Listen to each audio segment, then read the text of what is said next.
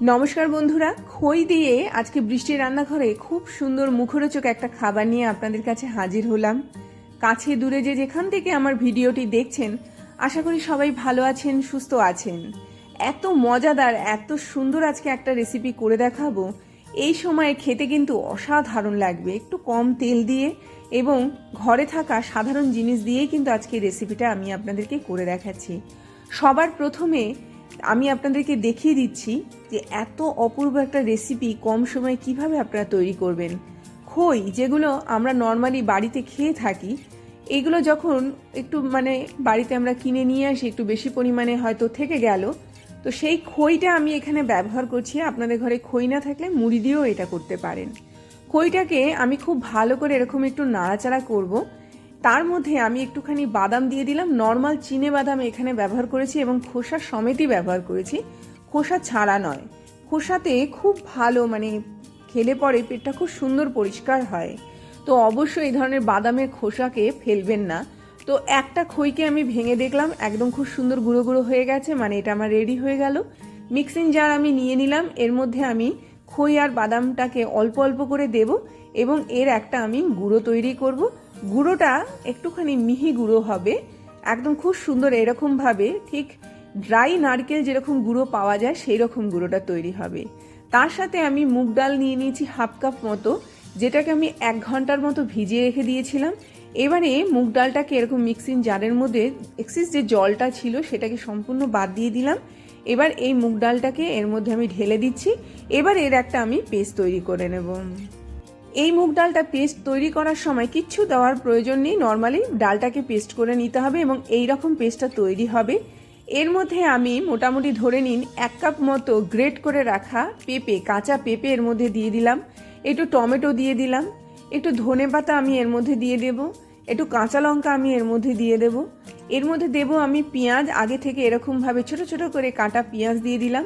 মশলা কিছু অ্যাড করছি, একটু হলুদ, একটুখানি কালো জিরে, একটুখানি লাল লঙ্কা গুঁড়ো আর হাফ চামচ মতো এখানে আমি আমচুর পাউডার ব্যবহার করলাম, যেটা টেস্টটা খুব ভালো লাগে এই ধরনের খাবারের ক্ষেত্রে।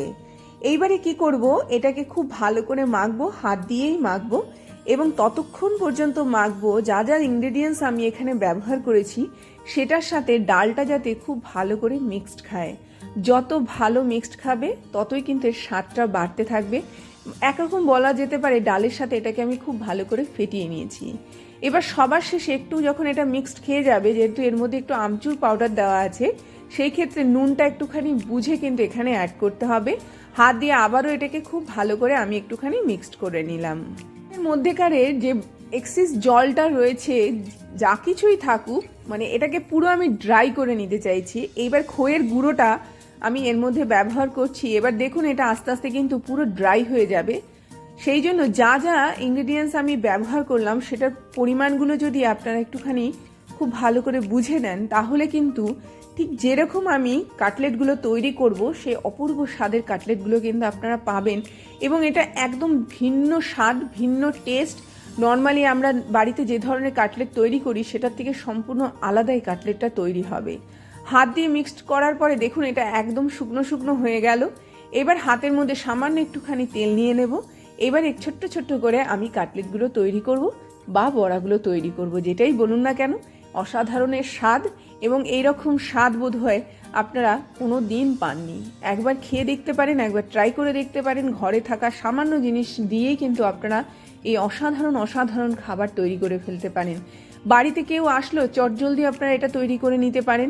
একদম দেখুন রেডি হয়ে গেল, খুব সুন্দর, আবার অনেকগুলো তৈরি হয়েছে।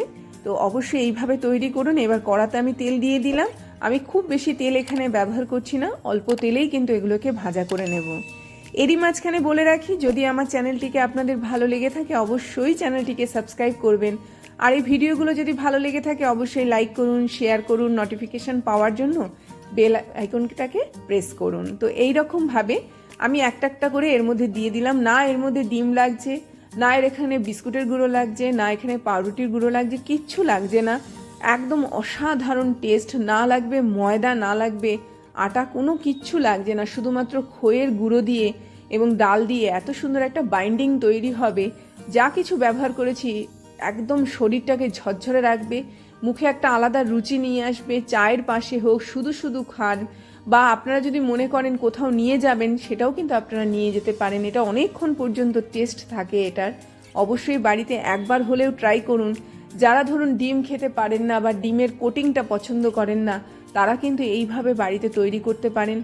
বড়ার আকারে যদি তৈরি করেন, তাহলে গ্রেভি তৈরি করে নিয়ে এই বড়াগুলোকেও কিন্তু গ্রেভির মধ্যে দিয়ে আপনারা অসাধারণ রাতের একটা খাবার তৈরি করে নিতে পারেন। যেভাবেই তৈরি করুন না কেন, অবশ্যই বাড়িতে তৈরি করে একবার হলেও খান।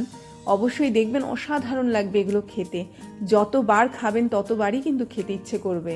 তো এইভাবে তৈরি করুন। আমি এগুলোকে একটু উল্টে পাল্টে একদম কড়া করে ভাজা করে নিচ্ছি। প্রথম অবস্থাতে এটা একটুখানি কড়াটাতে লাগবে, তারপরে কিন্তু একদম ছেড়ে দেবে এবং খুব সুন্দর ইজিলি আপনারা এগুলোকে উল্টে পাল্টে ভাজা করে নিতে পারেন। তাহলে বাইরে চপ, সিঙ্গারা সব কিছুর বদলে বাড়িতে থাকা সামান্য জিনিস দিয়ে অসাধারণ টেস্টের এই বড়াগুলো অবশ্যই বাড়িতে তৈরি করুন এবং ছোট থেকে বড় সবাই খেতে পারবেন। ঝালটা সেই অনুপাতেই ব্যবহার করবেন। এটা খুব ভালো লাগে টক দইয়ের সাথে খেতে, খুব ভালো লাগে এটা একটুখানি স্যালাডের সাথে খেতে।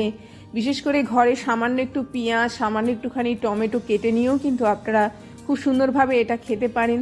আরও ভালো লাগবে কফির সাথে খেতে, চায়ের সাথে খেতে, বা আপনারা যদি বড়ার আকারে খেতে চান ডালের পাশে খেতে পারেন। একদম মুচমুচে করে ভাজা করে নিয়ে এইভাবে কিন্তু আপনারা এগুলোকে তৈরি করে নিতে পারেন। আমি কাটলেট আকারেই কিন্তু খেয়ে থাকি, একদম নিজের মনের মতো তৈরি করি।